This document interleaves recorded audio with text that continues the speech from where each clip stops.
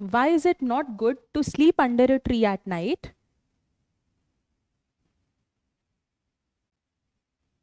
You look so tired. Why don't you take rest here?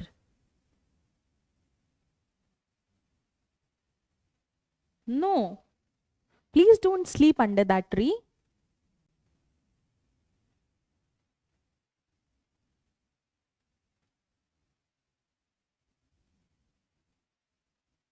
See, you're not able to breathe properly now, right? Do you know why? Wait, I will tell you that. This is because during the day, in the presence of sunlight, plant takes in carbon dioxide and release oxygen in the process of photosynthesis. Yes, you do. However, they even respire simultaneously.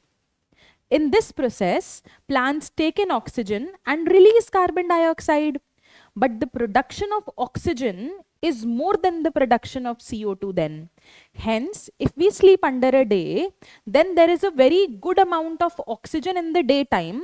But in the night time, if you see it, the amount of carbon dioxide is so much that you will also feel claustrophobic because respiration is still going on. Hence, as compared to oxygen, the proportion of CO2 around the trees is a lot more. Thus, if you sleep under the tree at night, you may feel suffocated due to the lack of oxygen. Moreover, inhalation of excess carbon dioxide is harmful to human beings. Therefore, it is not good to sleep under the tree at night. So everyone, with this story, we are ending here our little story, but we have to understand the purpose of it, that yes, we are talking about respiration in plants in this class. And we must have heard those haunted stories of ghosts around the banyan tree, but why were they made up? Because small children doesn't understand science this much, so we just tell them that there are ghosts around the tree, so don't sleep there, don't go there around the night. Why? Because these plants do respire, and in that process they release a lot of carbon dioxide in the environment. So this is the Pali Manchanda, your Suraj Mukhi again, bringing you one of the most important chapters of biology in plant physiology, which is respiration. This chapter is equally important with respect to photosynthesis, fetching you at least 3-4 questions in your NEET exams and a good chunk of questions in your board exams also. So let's move forward and look at respiration in plants, because we've seen photosynthesis where they are capturing the sunlight, fixing the carbon dioxide and making glucose and other substrates also. Now, how are we being plants considering, how are we or how are plants actually the using that made up substrates to fetch energy out of it? Yes, it happens by the process of respiration. So we'll start off with learning in detail about each and everything related to respiration. So let's join in. So kids, let's start off with the second chapter of plant physiology, which is respiration in plants. We look at each and everything in just 2 lectures, followed by the PYQs of 2025 here. So moving here with the contents we're going to cover in this very lecture. The first topic we're going to start off the chapter is glycolysis. Then we have fermentation, and then we have link reaction. Now, even the contents will make sense to you once you understand the complete story of respiration, that what are the steps the glucose goes through as it is broken down so that energy is released in case of plants. So first of all, everyone, we're talking about introduction to respiration and glycolysis. Introduction to respiration is required because it will give you a good base of things. It would give you a good base of things. Let me repeat a little bit of things, a little bit of concepts for you, that why is this chapter falling after the chapter of photosynthesis? If I'm talking about photosynthesis, what is a plant doing?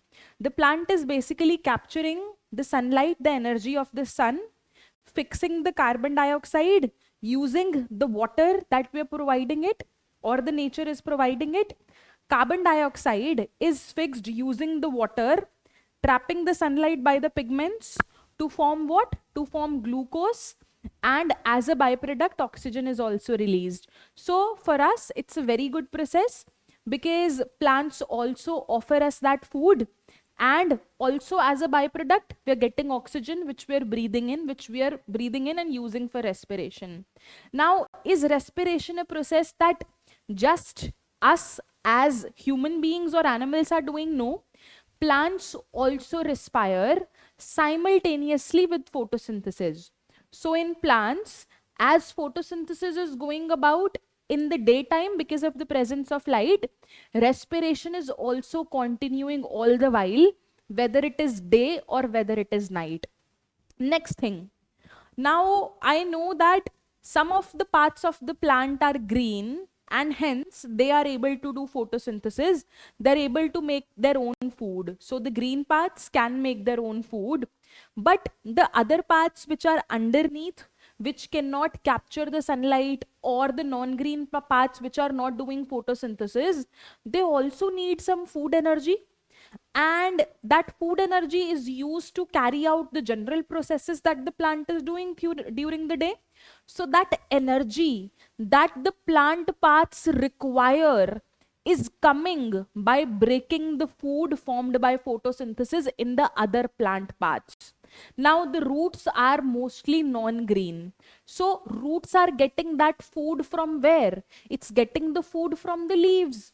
The leaves are the main organs which are responsible for trapping light and doing photosynthesis and providing that food to other parts. As an example, I gave you root. Now, what is root doing? Root is getting food. Okay. Now, how is it consuming that food? How is it extracting energy out of that food? It is extracting that energy by breaking it. Now, in respiration process, there are various substrates which are broken down. The most important, and usually the most important substrate is carbohydrates, but other substrates like proteins, organic acids, fats, they're also there, which are broken down so that energy is released for the general processes. Now, there are two options. One, you break it in one go in a single reaction. In that case, a lot of energy is released, but it's all almost lost as heat. When you are breaking up glucose or other substrates in a single step, then what is the repercussion? What is the negative point? That all the energy is lost as heat once this process is done spontaneously in the form of a single step reaction. So there is a thing that plants do very smartly. They break down this glucose into multiple steps. It's a series of small, slow steps which are done using various enzymes, and gradually when these steps are going on, at every step it is capturing some energy, and as a result of it, by the end of respiration, from one glucose approximately 38 ATPs of energy is extracted. So do plants believe in doing this step in a single go? No. In a series of slow stepwise reaction, so that the energy which is released is also coupled to make ATP. So that's the story of respiration and the reason why respiration is coming after the process of photosynthesis, that now the plant has made the food. It's the time to break up that food, breaking up that food in the presence of oxygen, because glucose is a carbon compound. It is a hydrocarbon. Just like the fuels which run in our engines of cars and other automobiles. So they also need combustion. Combustion means we're breaking it in the presence of oxygen. If the presence of oxygen is there, it would be a good combustion. It would lead to complete combustion. It would lead to complete breakdown of the glucose. But if there is absence of oxygen, it is going to lead to partial combustion or partial breakdown of the compound. So that's the basic thing when I talk about respiration, that it is overall a catabolic process where we are breaking up different substrates in order to get energy. And plants, along with doing photosynthesis, they're also showing off the process of respiration all the while, because they need energy for taking out their own life processes also. So when I talk about respiration, I know what is respiration. Now the compounds that are actually oxidized during the process of respiration, we call them as respiratory substrates. The most common respiratory substrate is glucose or carbohydrates, while there could be other substrates like proteins, fats, or even organic acids. In certain other conditions, these can also act as substrate. Now look at this leaf, let me tell you. In this leaf, photosynthesis is occurring in this organelle, which is chloroplast. Chloroplast, fixing the sun's energy, photosynthesis is happening. It is taking in as a raw material. It is using water and carbon dioxide. Water and carbon dioxide goes in the process of photosynthesis. What comes out? Sugars, glucose, and oxygen comes out. Now, when I say cellular respiration, what is that organelle which is involved in the process of respiration? It is mitochondria. And respiration is giving energy. So from 9th class itself, we are learning that mitochondria is known as what? It is known as the powerhouse of the cell. It's known as powerhouse of the cell. So this sugar which is formed, or glucose per se, is broken down in the presence of oxygen. Oxygen is needed for respiration. They are both going inside mitochondria doing cellular respiration. Now when glucose or any other sugar is broken down in the presence of oxygen, what is released? Carbon dioxide and water if it is a complete breakdown. So this figure shows you the relationship between photosynthesis and respiration very, very clearly. Moving further, the same being exemplified in the form of an equation, I will say this is the molecule of glucose is broken down using 6 molecules of oxygen. Glucose has 6 carbons. So I am getting 6 carbon dioxide here. 6 water molecules are released and I get out of it approximately 30 ATPs. ATP is adenosine triphosphate, which is the energy currency of the cell, in which the energy is stored in case of my cells. Now everyone, when I'm talking about respiration, I understood this is mitochondria. They have shown cytosol here. They've enlarged the mitochondria here. They've enlarged the mitochondria of the cell. We're eating in food. We're breathing in oxygen.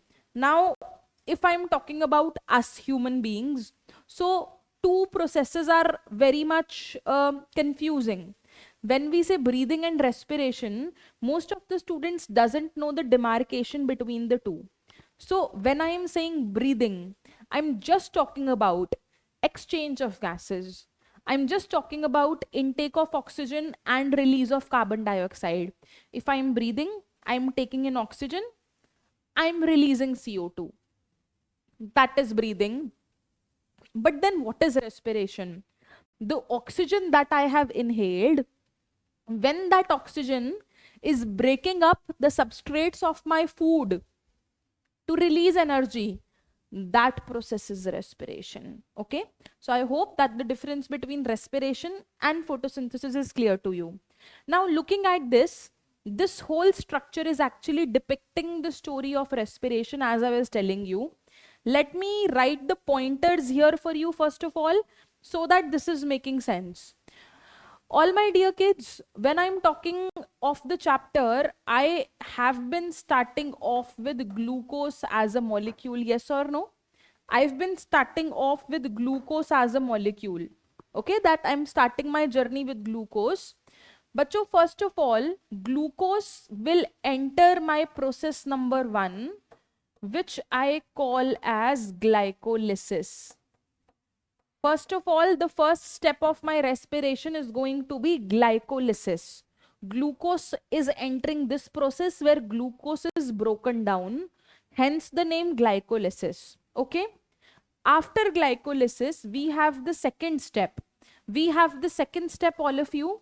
It's a single step reaction. I am calling it as link reaction.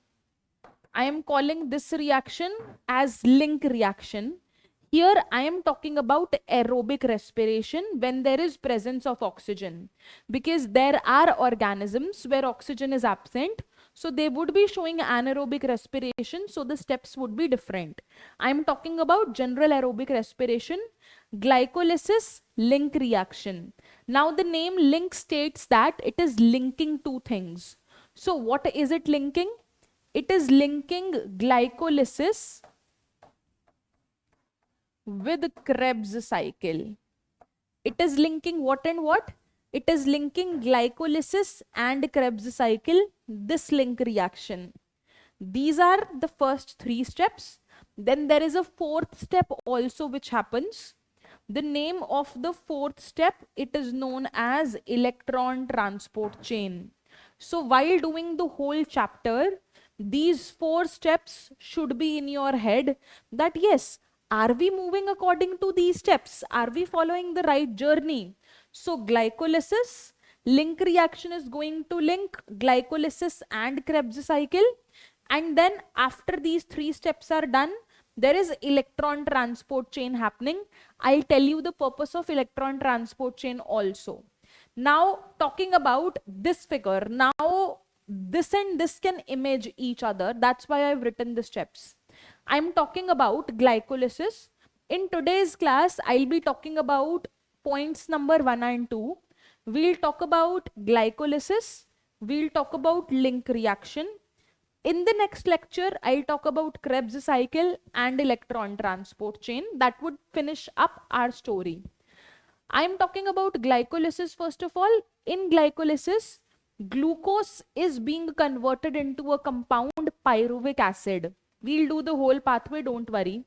Just tell me, looking at it, what is the location of glycolysis? Because I know that if this is the cytosol, I know that if this is the cytosol and if this is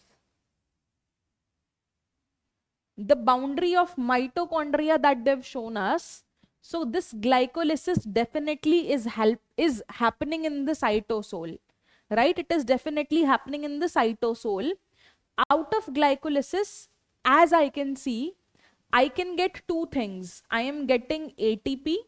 I am getting ATP out of glycolysis because glucose is getting broken down. I am getting the second compound, which is NADPH. Sorry, NADH. One more thing. While we are doing respiration, the energy compound, the energy rich compound we would be talking about, it is NADH here. While we've done photosynthesis, in the chapter of photosynthesis, that compound is NADPH. Moving forward, I'll tell you what is the significance of NADH and NADPH. But remember, in the photosynthesis chapter, there is an extra P. In that chapter, there's NADPH. Here it is NADH. In addition, it helps us to actually recognize that if it is a question of respiration or photosynthesis. Okay, so that's an additional tip here. So glycolysis gives me ATP, NADH. How? We'll see it in this class itself. But I can see that pyruvic acid and NADH, they're getting into the mitochondria. Why? Because it is this mitochondria where the Krebs cycle is occurring. They have not shown link reaction here, but link reaction would occur somewhere here. For example, where I have written an L. Where I have written an L, there, this is where the link reaction occurs. Glycolysis, link reaction, Krebs cycle. Krebs cycle again is giving rise to ATP and NADH. Now, this diagram itself shows me the purpose of electron transport system or electron transport chain. If you see this, it's giving me two clues. One, it is happening somewhere inside the mitochondria. Number two, I can see that it is these NADH which are entering the electron transport system, and what is coming out is ATP. So during all these three steps, we're going to get two energy rich compounds. During all these steps, we are either going to get ATP or we are going to get NADH, either one of this. During these first three steps, We are either getting ATP or NADH. What is this electron transport system or cycle doing? Yes, we needed ATP, we don't have to do anything about it. But whatever NADH is formed, we are extracting ATP out of the NADH using this electron transport cycle. Hence, here in this diagram, you look all the NADH which is produced during glycolysis or NADH produced during Krebs cycle, or even NADH is also produced during the link reaction. All of it is going to enter the electron transport chain, which will convert it into ATP. How? We will look at it when we will do the topic electron transport chain. But while doing each and every topic of this chapter, I am repeating this flow of events, this story of respiration is going to help you the most. Glycolysis, link reaction, Krebs cycle, electron transport chain. You already know the purpose of electron transport chain. At times, what do? They club these two together. They club these two together and call it as aerobic respiration. In some cases, what do? At times, I'm telling you again, they club these two together and call it generally as electron transport. Call it generally as aerobic respiration. Following aerobic respiration is the electron transport chain. Okay, I hope this diagram is making a little sense. It's just a little vague storytelling. You will get to know more about it because we're going to deal in detail with glycolysis, link reaction, Krebs cycle, electron transport system. See, if you are in class 11th, it's good to name all of these again and again because they'll get into you and they'll become a part of your vocabulary. Okay, so it's good if you'll teach it to some of your friend. It will make more sense to your head. Okay, you will get a purpose there. Now, when I talk about respiration in plants, they say that do plants show respiration? Obviously, we started our class with it that plants do respire, but like human beings, they do not have any, unlike human beings, they don't have any respiratory organs. Now, there's a reason that why do they not need any respiratory organs in place? We know that plants do this exchange of gases using stomata. Majorly, it occurs through these openings, which are known as stomata, or there are some lens-shaped openings present on the bark of different trees. Now, these lens-shaped openings, these are known as lenticels through which some of the gaseous exchange occurs. But plants do not need much of respiratory organs. Why? Because each plant part take care of its own gaseous needs. Most of the parts of the plant are close to the environment.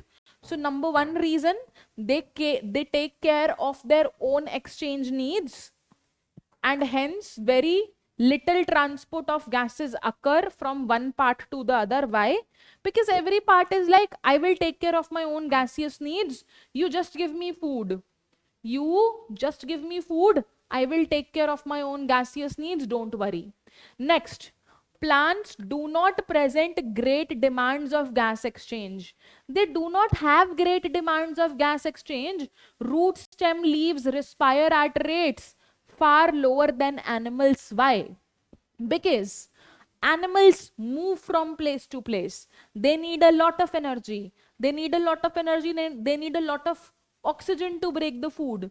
But plants, being sedentary, their rate of respiration is much lower as compared to the animals. Next, only during photosynthesis large volumes of gases are exchanged. Each leaf is well adapted to take care of its own need, and even if there is gaseous exchange or diffusion occurring with the plant, then it happens. The distance that gas has to travel within the plant is not too much, it is manageable. Hence, see everyone, the distance that gases must diffuse in a large bulky plant, it is not even too large to be too practical. So the plant is managing it fine. Each part taking care of its own needs, respiring at a slower rate than animals. Even if the gases have to be diffused, they will diffuse up to the distance and they're fine with it. So yes, they do respire, but they do not have any respiratory organs in picture. Now I'm saying that glucose is getting converted into pyruvate by the process of glycolysis. But one thing more to add, even if I say pyruvate or I say pyruvic acid, it is one and the same thing, right? If I say, giving you another example, malic acid, or if I say malate, one and the same thing. I say oxalate or oxalic acid, one and the same thing. So at multiple times, either you will see pyruvate or you will see pyruvic acid. Don't get confused. Nomenclature is different. It's the same compound, same formula. So glucose converting to pyruvate is glycolysis.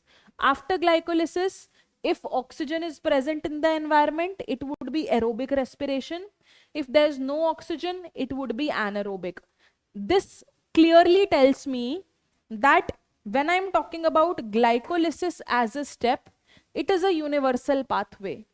Can you see that this conversion of glucose into pyruvate is known as glycolysis, and before this partition glycolysis is already done. So glycolysis is a common pathway which is occurring in each and every organism, whether it is an aerobe or whether it is an anaerobe. So this is clear to us, okay? Now based on the availability, it could be aerobic or anaerobic respiration. There are different organisms. Coming to the story of anaerobic respiration now, because we've already visited the story related to aerobic respiration. Yes, like see, glucose converting into pyruvate or pyruvic acid using the process of glycolysis. Okay, now it is this pyruvate which is undergoing aerobic respiration. Link reaction could be mentioned here. If not, that's fine. Then undergoing Krebs cycle, then undergoing electron transport chain. We've already seen the story about this complete pathway. While these steps of aerobic respiration, they happen in mitochondria. Glycolysis, I know glycolysis is happening in the cytoplasm. In case of aerobic organisms also, glycolysis is happening in the cytoplasm only. It's a common pathway. Now talking about this anaerobic category, glycolysis first of all happening, converting glucose into pyruvate. Now everyone, this pyruvate, when it undergoes anaerobic respiration of the pyruvate, it has got a specific name which is fermentation. Fermentation is the anaerobic respiration which is further of two types: lactic acid fermentation and alcohol or ethanol fermentation. We'll talk about both of these types of fermentation today itself, and it's really important. So anaerobic respiration, all of it is happening in the cytoplasm.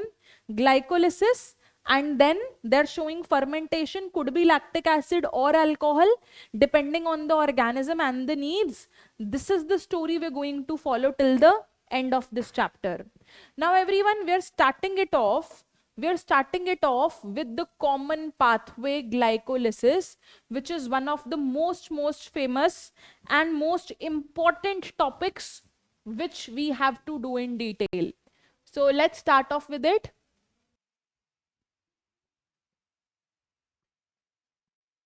Yes, everyone. So we move ahead here and take up our story forward. We're talking about glycolysis, but your glycolysis is made up of Greek words. When I say glycose, I'm talking about glucose basically. That's for sugar. When I use the word lysis, I'm talking about splitting. The other name to glycolysis is EMP pathway. We also call it as EMP pathway, and it is named over the three persons who discovered it. For E, we have Gustav Emden. For M, we have Otto Meyerhof. And for P, we have J. Parnas. So it's Embden, Meyerhof and Parnas, because of which we refer to it as the EMP pathway. Glycolysis occurs the location in the cytoplasm of the cell, and it is present in all the living organisms, whether it is an aerobe or anaerobe. Now I will next tell you that glycolysis consists of in total 10 steps. It in total consists of 10 steps, all of you. First 5 steps are the preparatory steps where we may give energy, or the body, any organism which is doing glycolysis, it has to give an energy. So that is the preparatory phase in the first 5 steps, where glucose is converted to glyceraldehyde 3-phosphate. We'll talk about it. And next 5 are the payoff phase, where the organism is being paid off with energy. So in the payoff phase, glyceraldehyde 3-phosphate, this compound, is finally converted to pyruvate or pyruvic acid. So this is 1 to 5 steps. This is 5 to 10 steps. So doing these 10 steps, all of you doing these 10 steps will help us finish off with glycolysis. Will help us finish off with what, everyone? They'll help us finish off with glycolysis. But so these are the first 10 steps. These are the 10 steps. Is it visible to, or what I was thinking is I could write it for you at least. First 5 steps here. Let's write it by our own, because that would help you learn it also. I am starting off with glucose, all of you. Glucose, first of all, it's an irreversible reaction, gets converted to glucose 6-phosphate. I am writing phosphate like this. Glucose is converted to glucose 6-phosphate. Glucose 6-phosphate is converted into fructose 6-phosphate. Fructose 6-phosphate is converted into fructose 1,6-bisphosphate, which in turn is converted into 2 compounds, all of you. I am going to come and tell you about all of these steps. Don't worry about it. Fructose is converted into these 2 compounds. I am calling it as DHAP and PGAL. Both of these 2 are isomers to each other, so are interconvertible. So this is 1, 2, 3, 4, 5. These are the first 5 steps of glycolysis. Let me add up some information here. But when glucose is converted to glucose 6-phosphate, I think it's very much clear here that 1 phosphate is added. Where is this phosphate coming from? We are giving in that ATP. So it is this step where 1 ATP is used. ATP is converted to ADP, so that I got glucose 6-phosphate here. Glucose 6-phosphate converted to fructose 6-phosphate. Only the difference is this: they are isomers to each other. They are isomers to each other. Fructose 6-phosphate, fructose with phosphate at the 6th position, converted to fructose with phosphate at 1st and 6th position. Another phosphate got added. Why? Because another ATP was used here. Why? Because another ATP was used here. Okay, now everyone, we have used 2 ATPs in the first 5 steps. These are the 5 steps of preparatory phase. Next, what am I doing? I am adding the enzymes here. Glucose to glucose 6-phosphate. This is accompanied by an enzyme which is known as hexokinase. Hexokinase is the enzyme which is going to help with this conversion. Glucose 6-phosphate to fructose 6-phosphate. It happens with another enzyme. Its name is phosphoglucoisomerase. Phosphoglucoisomerase. Phosphoglucoisomerization reaction, as simple as it. Next, everyone, phosphofructo, wherever ATP is used, kinase. Phosphofructokinase. Phosphofructokinase. I don't want you to cram the names, but to understand them so that it's easier for you. Also known as PFK, phosphofructokinase. This is one of the rate determining steps. Now, after phosphofructokinase with fructose 1,6-bisphosphate, it has phosphate at 1 and 6th position. Glucose is a 6-carbon compound, so is fructose. It is converting to two compounds which are 3-carbon with 1 phosphate attached to one compound. It is again 3-carbon with 1 phosphate attached to the other compound. Now the enzyme which has a role to play here is aldolase. The enzyme which helped in formation of these two triose phosphates, it is aldolase, and over this arrow which can convert DHAP into PGAL or PGAL into DHAP, its name is triose phosphate, because this is triose phosphate, this is triose phosphate. It is triose phosphate isomerase. It is triose phosphate isomerase. So these are the first 5 steps of glycolysis. I hope it's clear to you. Okay, everyone, here I am writing the full form of DHAP and PGAL. Dihydroxy acetone phosphate. Dihydroxy acetone phosphate, PGAL, is 3-phosphoglyceraldehyde. So PGAL is actually an aldehyde. We know from chemistry that when aldehyde gets oxidized, it converts into what? It converts, everyone, it gets oxidized. This is aldehyde. It would form an acid further. It forms an acid further. So what happens? I have one molecule of DHAP. I have one molecule of PGAL. What I will do? I will convert this DHAP into PGAL. So we'll have 2 molecules of PGAL, and from there we'll continue our cycle. So the next page, we're going to start off with what? We're going to start off with 2 PGAL molecules. Why? Because we're not doing these two separately. We'll convert DHAP into PGAL and we'll have a single cycle here. These are the first 5 steps. This is the preparatory phase. We have used 2 ATPs at these 2 places, and I have written each and every enzyme also. Also, the enzymes are not to be crammed. They're supposed to be understood. See this, glucose. So far, we have reached this step. Giving you an overview, so far, we have reached this step. I have 2 triose phosphates and I have used 2 ATPs so far. I am left with next 5 steps, by the end of which I will be getting 2 pyruvate molecules or pyruvic acid. These are the compounds or energy rich compounds we would be yielding through it. Okay? Yes. Okay, everyone. I'm moving back to my plain page. Oh, sorry.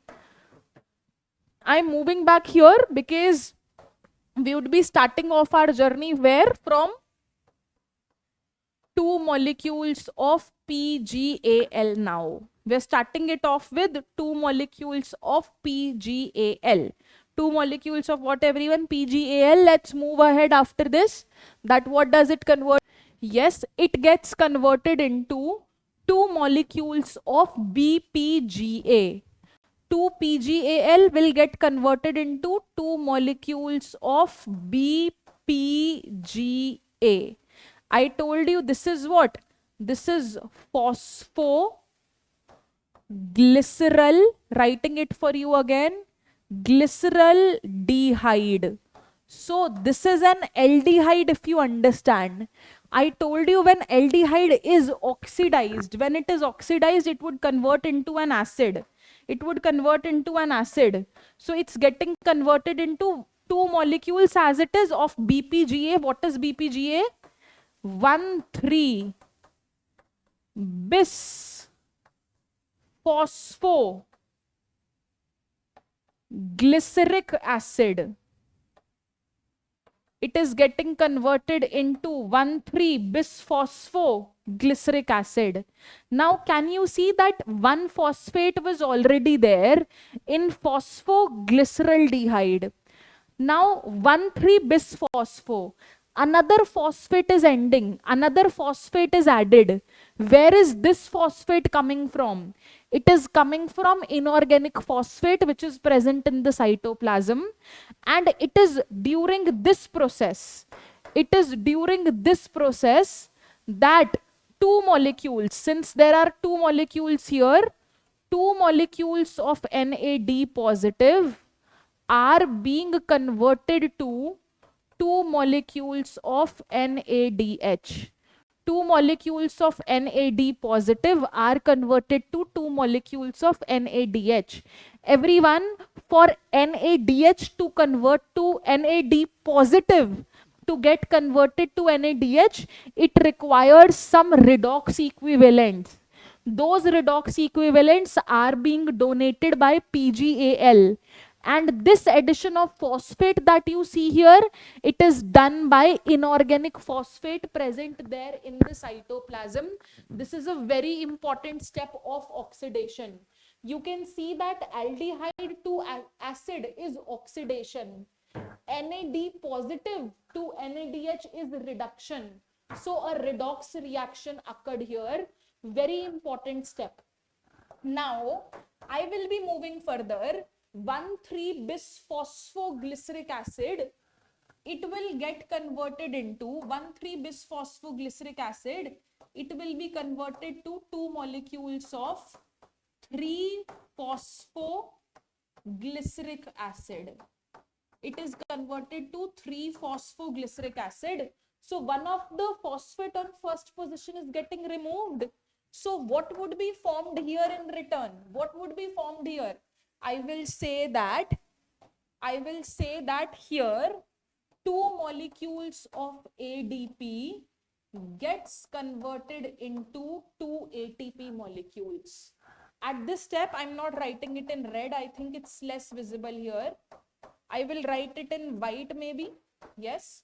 So two molecules of ADP will get converted into two molecules of ADP here, because 1,3-bisphospho, 3-phospho. So phosphate is removed from the first position in two molecules. So 2 ATP is made up here. Moving further, next step. Now phosphate is present on the third position. I am doing a mutation reaction and sending this phosphate to second position. From 3-phosphoglyceric acid, I am forming 2-phosphoglyceric acid here. Just shifting this phosphate from third to the second position in both the molecules. There is a mutase reaction happening here. This is a kind of mutation only. It is just a mutase reaction occurring here. Okay. Moving further, all of you, moving further, from 2-phosphoglyceric acid, I am making two molecules of phosphoenol pyruvate.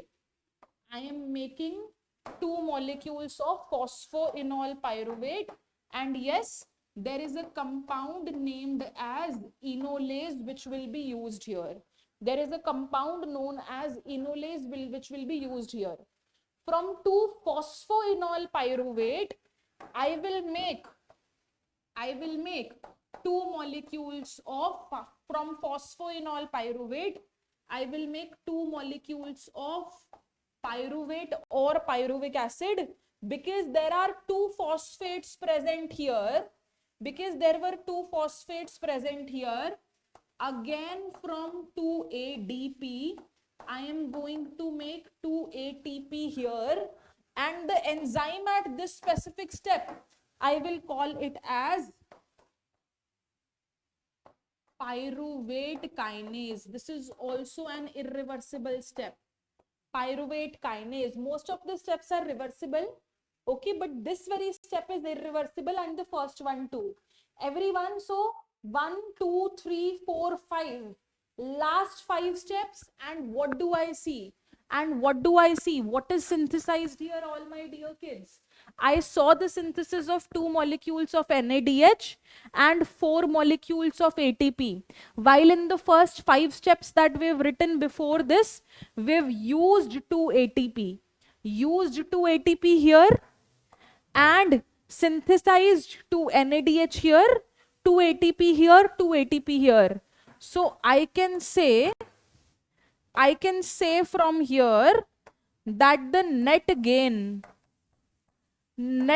during the process of glycolysis is 2 NADH molecule and 2 ATP molecule, because I have already subtracted the 2 ATP molecule which were used in the preparatory phase. Okay, I hope I'm making sense. I've drawn it for you so that it makes sense to you. Moving further, everyone, my process is completed. 2 NADH molecule, 4 ATPs molecule synthesized. Yes, we got it. Looking at the stats here, in the preparatory phase, used 2 ATP. In the payoff phase, ATPs formed 4, NADH formed 4. Net gain of ATP is 2 ATP. Total production, what did I get? 2 pyruvate molecules, 2 ATP, 2 NADH. 2 NADH. Okay, this is glycolysis that you have to understand so far. That's the exact same diagram which is given in your NCERT. I've just put it here so that this exact thing should be in your head. Glucose to glucose 6-phosphate to fructose 6-phosphate, fructose 1,6-bisphosphate, triose phosphates, DHAP and PGAL, DHAP converting to PGAL. So everything in the multiples of 2 here. Everyone, in this enolase step where phosphoenol pyruvate is used, water is also released here, right? We didn't write it, but water is also used here. Water is also released here, I mean. So everyone, net gain is 2 ATPs here.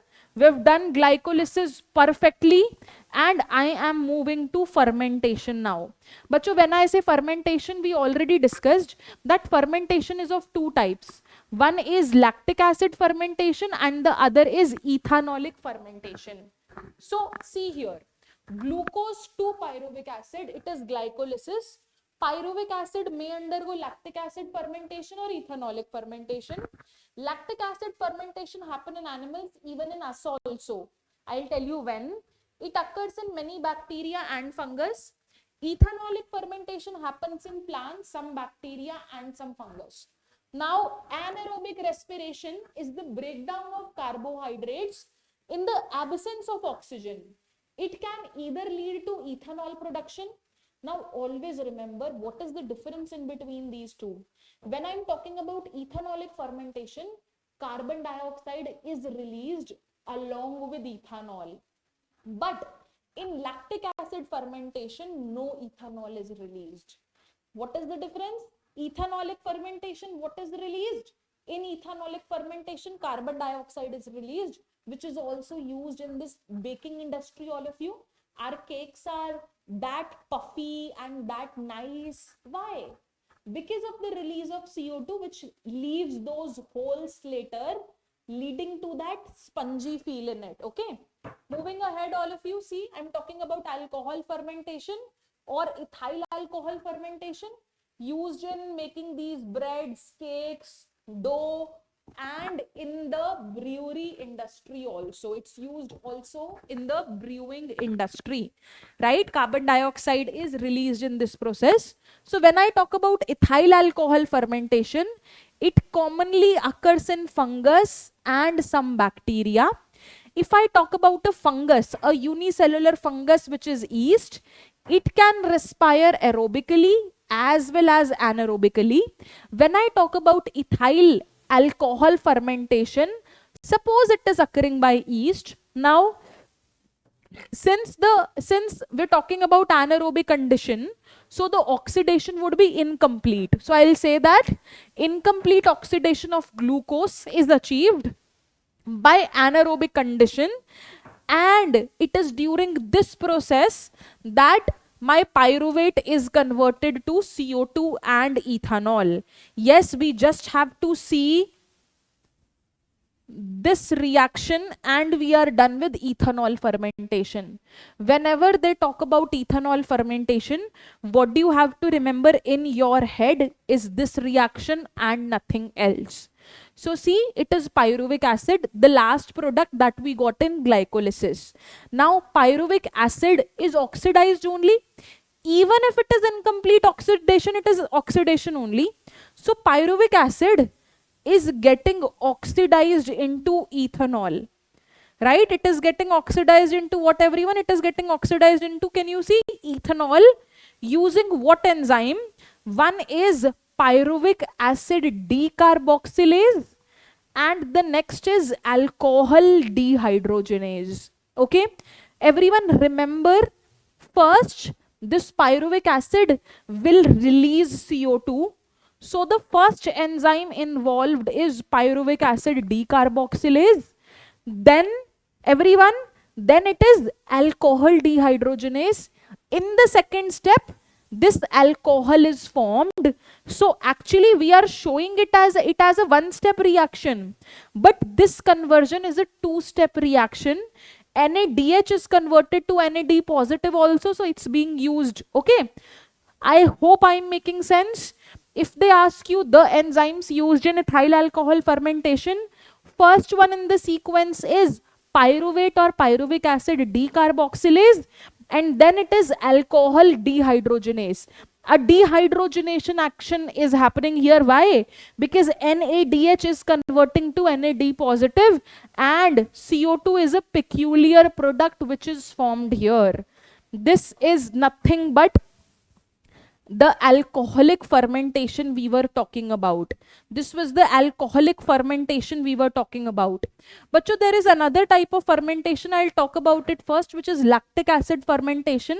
Then I'll take you to the diagram which was shown here. Okay, everyone, in lactic acid fermentation, pyruvic acid is reduced to lactic acid by the only enzyme lactate dehydrogenase. As alcohol dehydrogenase was there, like that we have lactate or lactic acid dehydrogenase, one and the same thing. There is a reducing agent which is NADH and it is reoxidized to NAD positive. Everyone, what is a reducing agent? When I say reducing agent, what is a reducing agent? That it is helping in reduction. That it is helping in what, everyone? Reducing agent means it is helping in reduction. So it's reducing something, while by itself it has to show oxidation. By itself it has to show oxidation. Okay, I hope I am making sense to all of you. I hope I am making sense. So bacho, it means that if I move forward, you can see that this was a kind of what? This is a kind of reduction. Bacho, acid to alcohol is reduction only, no? Pardon me if I have said the opposite of it, I am thinking. But acid to alcohol is always what? Acid to alcohol is reduction only. So it is helping in reduction. What is helping in reduction?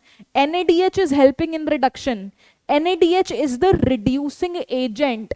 It itself is undergoing oxidation, right? It is leaving the H. So it is oxidizing. NADH is itself oxidizing. So it is causing this conversion. Acid to alcohol, any day, it is what? It is reduction. Right? It is reduction, bacho. Mind it if I have said something else.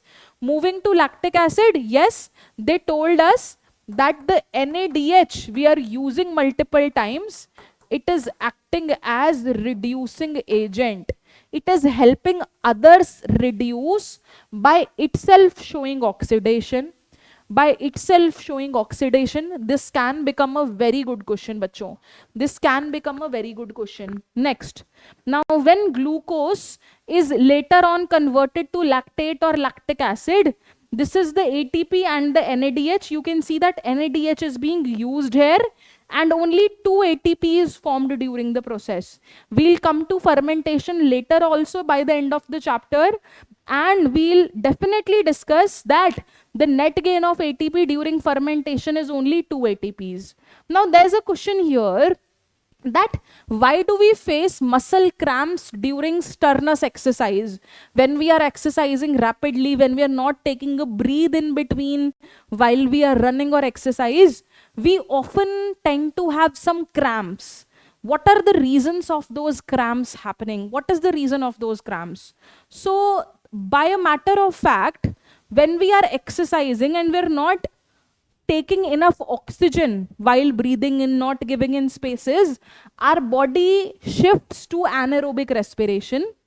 During anaerobic respiration, our body does this lactic acid fermentation, as a result of which lactic acid is accumulated in the body. It is this accumulation of lactic acid in the body which is leading to the muscle cramps that we have. During that strong exercise, our muscles run short of oxygen, as a result of which breakdown of glucose, instead of occurring aerobically, it occurs anaerobically, leading to a buildup of lactic acid, leading to muscle cramps. Leading to what, everyone? Leading to muscle cramps. It is saying the same thing here. Yes, then we do get muscle cramps. So we also see, observe, feel a part of fermentation in our body. When I talk about fermentation, in both of lactic acid fermentation and ethanolic fermentation, not much energy is released because it is incomplete oxidation, and approximately only 2 ATPs are formed. And they also say that if I talk about even both of them, one forms an alcohol, the other forms an acid, and both of them are considered as being hazardous. Both of them are being considered as hazardous. Okay. Yeast poisons themselves to death when the concentration of alcohol reaches to 13%. Yes, it means that you can use yeast or fermentation basically to make beverages, but when the alcohol concentration reaches beyond 13%, the yeast will itself get killed. So fermentation cannot be used to produce beverages which have an alcohol concentration of more than 13%. For example, in whiskey, in rum, in both of these and others also, in brandy, the alcohol concentration is more. So they cannot be made by fermentation because they have more than 13% of alcohol. While the other ones, for example, wines, they can be made using it. Beer, they can be made using fermentation because their alcoholic concentration is less. Yeast can make it. The stronger beverages are made using the distillation process. They're made using what? They're made using the distillation process. We'll talk about in detail about this thing when we are there in 12th chapter, microbes in human welfare. The chapter talks in detail about it, bacho. Now, the last topic that we're going to take over in this class is link reaction. We've done glycolysis. We've seen anaerobic respiration completely because glycolysis was the first step, and then we moved to anaerobic side of it. Was happening in the cytoplasm only. Where it was happening? It was, yes, happening in the cytoplasm only, and had two types: lactic acid fermentation, and the next was my alcohol fermentation or ethanolic fermentation. It was the ethanolic fermentation during which we formed carbon dioxide. Carbon dioxide was also released during that process. Everyone, I just realized that I have missed this slide in between, and it's really important. We cannot leave anything. So this diagram is given in your NCERT. Just do it so nicely that even if your examiner writes A here, he writes B, C, D, E, F, G, even if he puts alphabet each and everywhere, you should get this that perfectly, right? Very important. Glucose to glyceraldehyde 3-phosphate. This is PGAL step, all of you. If you don't recognize, this is that junction step where we form PGAL. From PGAL, they formed 3-phosphoglyceric acid and showed the formation of NADH. Then again further steps, two next steps leads to the formation of phosphoenol pyruvate. leading to pyruvic acid. So this is all nothing else but glycolysis, and one stream forming lactic acid, other stream forming ethanol. What are the points to note down here? The points to note down here are, in pyruvic acid fermentation as well as lactic acid fermentation, NADH is acting as a reducing agent in both. NADH is acting as a reducing agent. It is itself oxidizing and helping in reducing others. Number two, along with ethanol, carbon dioxide is also released. No carbon dioxide is released in lactic acid fermentation. Next and last important thing, which we usually do not observe and is important. When from pyruvic acid, lactic acid is formed, they have just made a single arrow. Lactate dehydrogenase is the enzyme which is involved here, lactate dehydrogenase. But while making ethanol from pyruvic acid, can you see they have drawn two arrows? Pyruvate decarboxylase, alcohol dehydrogenase. Pyruvate decarboxylase, alcohol dehydrogenase. Two enzymes are involved. Very important. And it is now that I will happily move to and take you to the last slide of the session, which is link reaction. It is this link reaction which is linking, which is connecting glycolysis with my Krebs cycle, and we just have a single page to it because, as the name says, link reaction, it is literally a single reaction, all of you. Now see, in the cytosol, from glucose, two molecules of pyruvate are formed. Glucose is a 6-carbon compound. Pyruvate has 3 carbons. Hence, two molecules of pyruvate are formed by the process that we call as glycolysis. This is glycolysis. Now everyone, this pyruvate which is formed, it goes inside the mitochondria. Can you see that there is a protein embedded here? They're calling it as pyruvate translocase. Translocase means which is helping in translocation. One thing moving from one side to the other side. So the pyruvate which is formed as a result of glycolysis in the cytosol, it is going where? By pyruvate translocase, it is going inside here.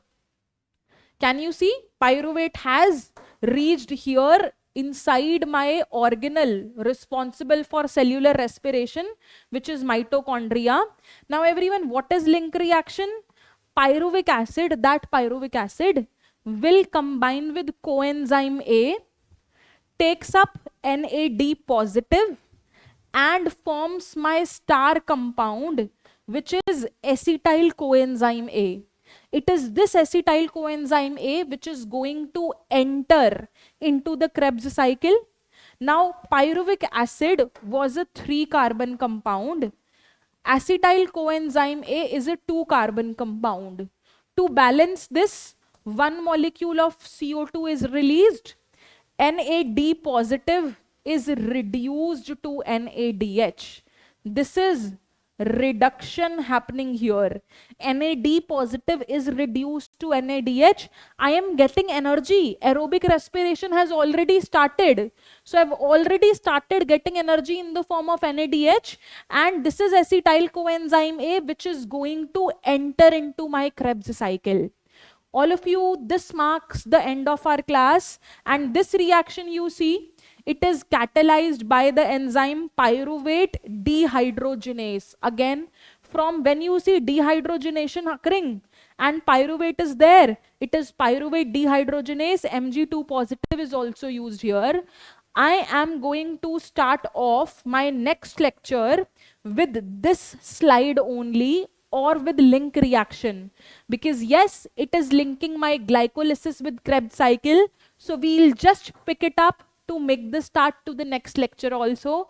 And with this, with heavy heart, I know that respiration is a little taking. I end my class here for all of you, and I thank all of you for your cooperation. Now, just giving you an ending note here, I've put something here for all of you.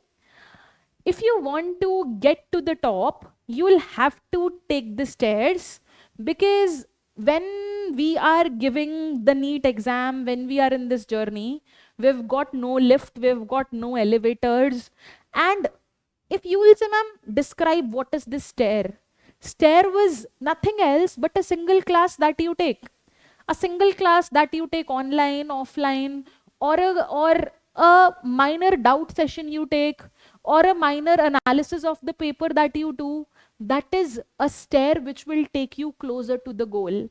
We being so indulged, so stressed in our work, we actually don't realize that we are actually moving above these stairs and getting closer, because this exam is a finishing line we never see, and you never know you are so close to that finishing line. So put in all your hard work that you have. Whatever you do, do with the good heart, do with the good content, do it beautifully, do it precisely, because one of my mentor told me that God lies in precision. You're worshipping if you're studying something by your heart in the greatest of the depths. With this is your Surajmukhi signing off for today, and meeting you again in the second part of respiration, finishing it off. Thank you so much. Stay tuned for more.